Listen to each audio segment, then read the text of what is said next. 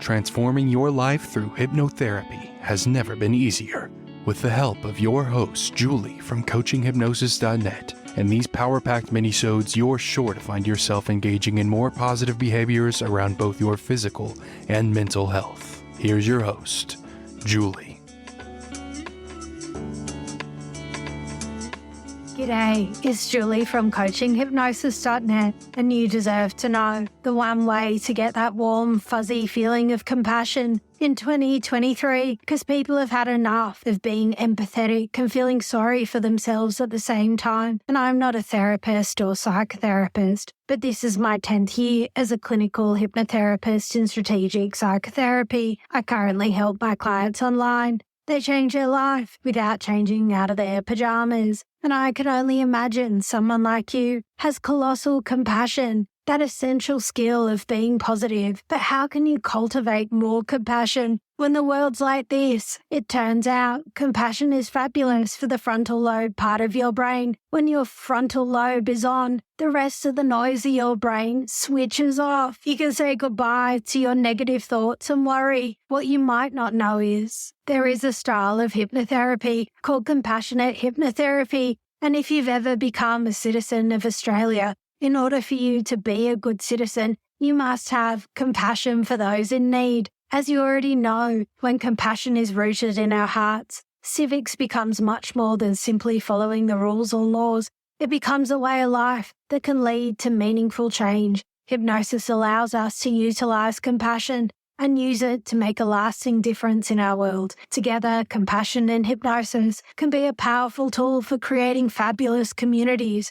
Compassion is an essential ingredient for making our communities better places, and an attitude of compassion requires that we perceive sufferers' troubles are the results of unfortunate circumstances. That is, they're not self-inflicted. It requires we notice pain or personal stresses and try and make them feel secure and comfortable. It requires we're able to actively listen without judgment. It requires we can accept criticism. But this one is my favorite. If you're going to give advice, it means you very, very carefully state your opinions and make sure that you don't hurt the other person's feelings. I can only imagine someone like you with your high standards is sensitive to other people's feelings, and you probably want to avoid any conflict, and you don't want to say something. And if you don't know what to say, you can say something like, "Thank you for sharing with me. I now understand your problems, and I feel what you feel,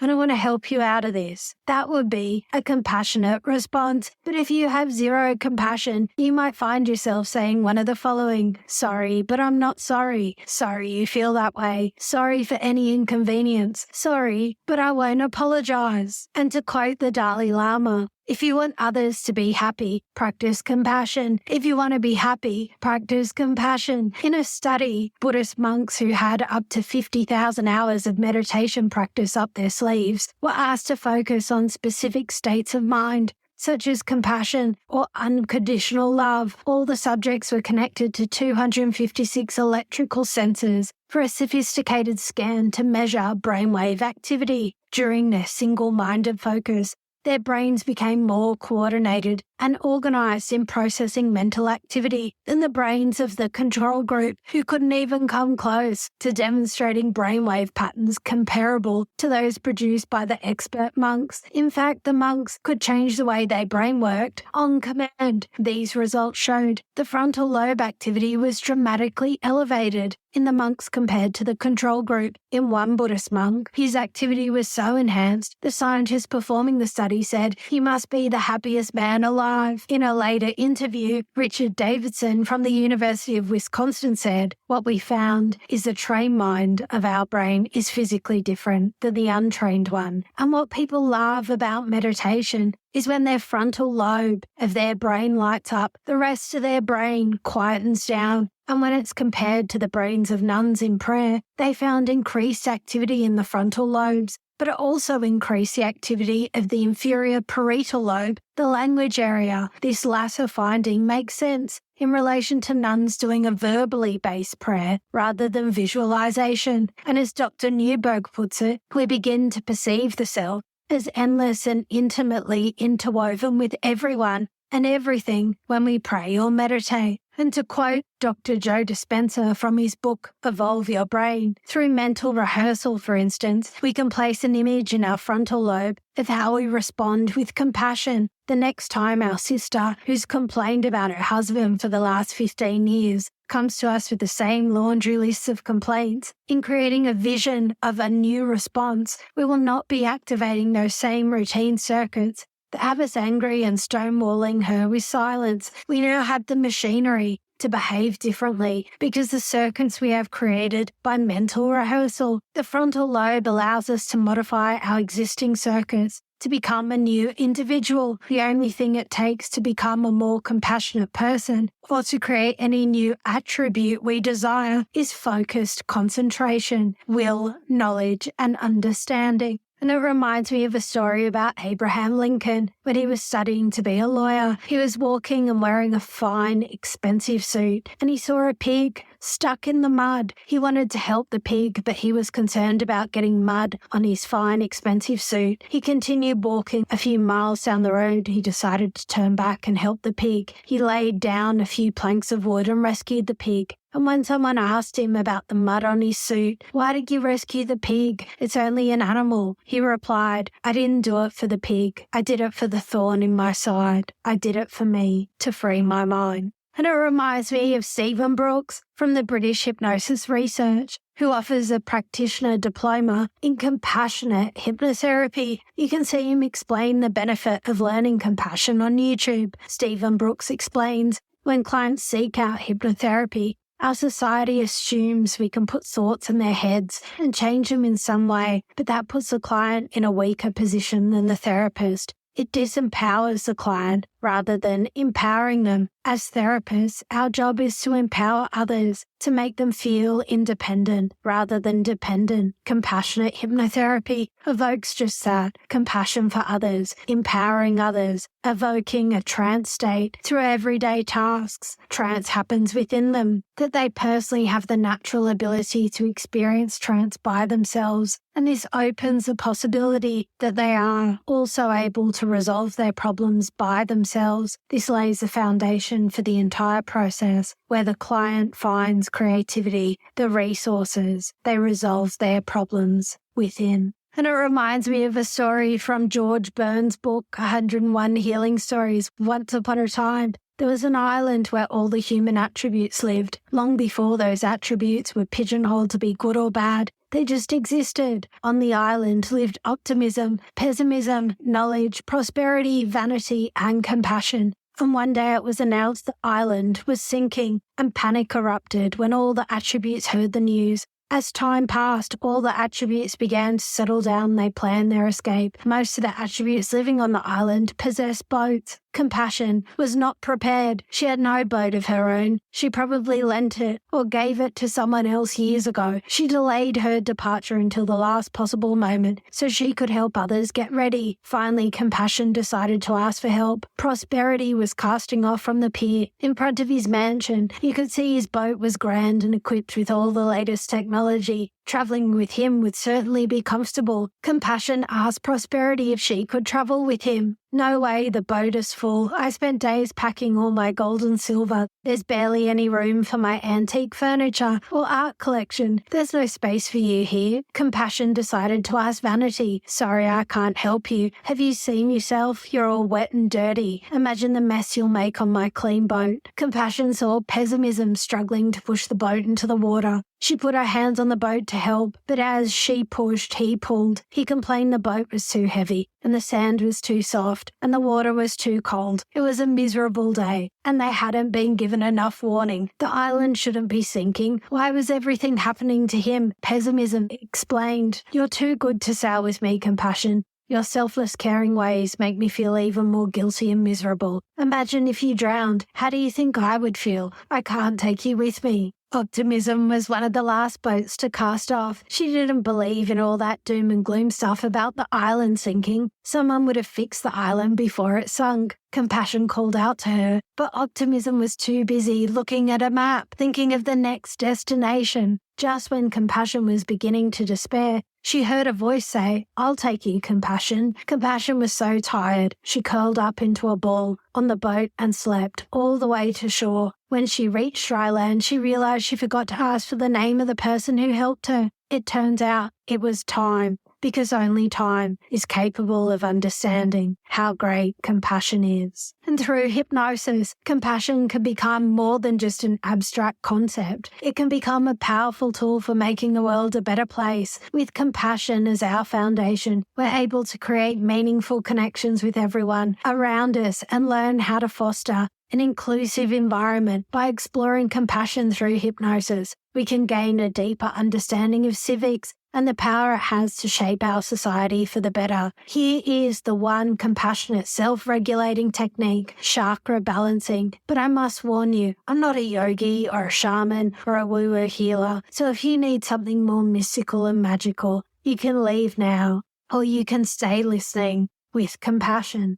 Now that you are completely relaxed, I'd like you to focus on your chakras. There are 8 of them: the root chakra, the sexual chakra, the solar plexus chakra, the heart chakra, the thymus chakra, the throat chakra, the third eye chakra, and the crown chakra. So let's begin with focusing on the root chakra. It's the base of your spine.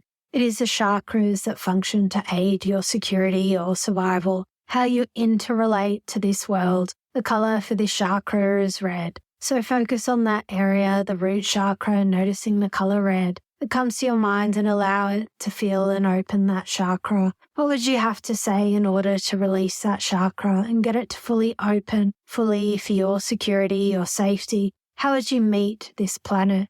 Release that thought and allow the chakra to open.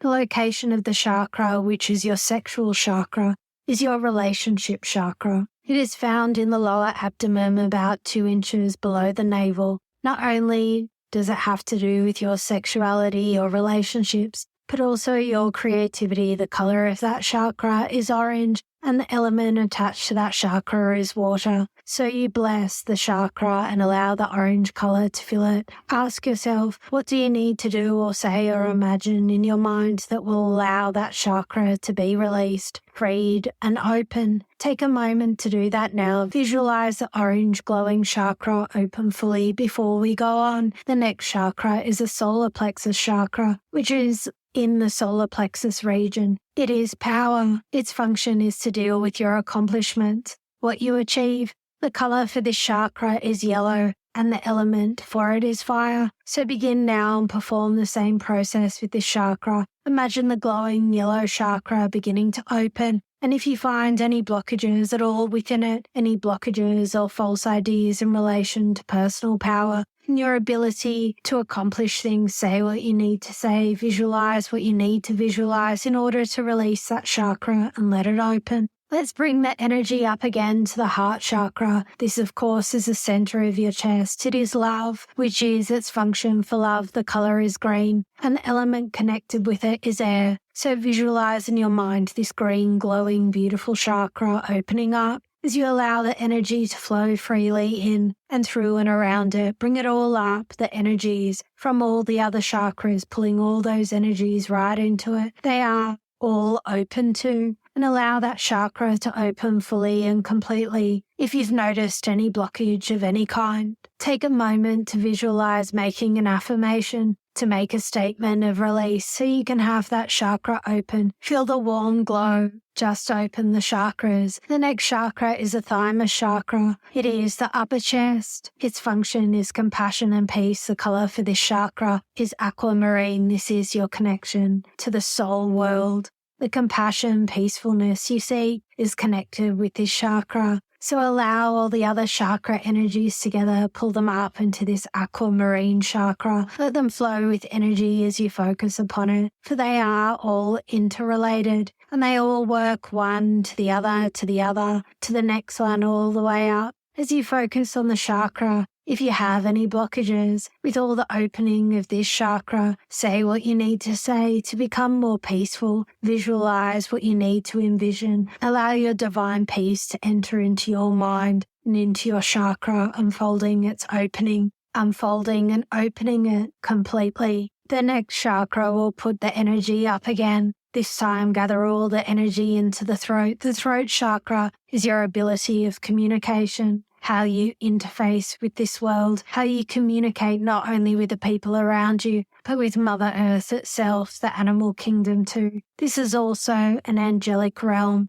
and the color of the throat chakra is blue, pure, beautiful blue. Focus your attention now in the energy of the chakra and allow it to open. Allow it to open fully, and again, if you ever felt any blockages towards your communication ability, release that now. Say anything you've been holding back. Visualize your ability to communicate with others fully and completely and let it open, this energy flow and through you now. As soon as that is open fully and completely, let us go on to the chakra of the third eye. This chakra is located in the middle of your forehead, so focus your attention there. Imagine pulling up the energy from all the other chakras, letting them flow one into the next, into the next. This region of the third eye, the chakra clarifies your intuition, the opening realms of the psychic world for you, in you, about you, and so allow this chakra to open fully. See those insights occurring for you. Again, if you see any blockages at all, release it now in order to keep from blocking yourself. Let it open fully and completely now. Visualize this one in indigo. Indigo is a beautiful color. Let it permeate your mind's inner vision right now.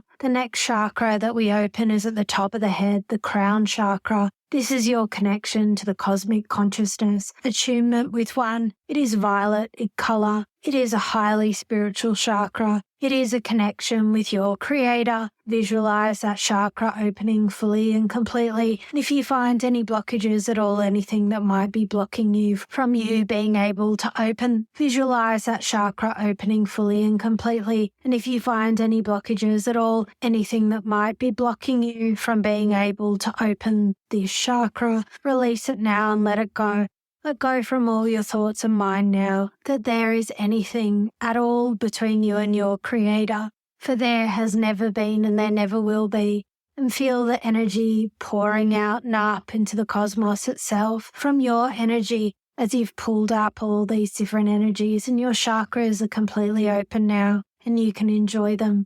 The root chakra, the sexual chakra, the solar plexus chakra, the heart chakra, the thymus chakra, the throat chakra, the third eye chakra, the crown chakra. See it all now, all of the colors culminating out into this one beautiful violet color at the top of your head and bursting out from you like a beautiful fountain, sprinkle down through and around you, circulating the energies in every cell, every fiber of your entire aura. You're marvelous at how wonderful the energy feels to you through your body. As you have raised your vibration to a more fine level, you are totally at peace, very comfortable, excited with this discovery of self and balanced. There is a sense of complete harmony and balance that you are experiencing right now. Your chakras are completely open. You are one with the universe. You are perfect, just as you are.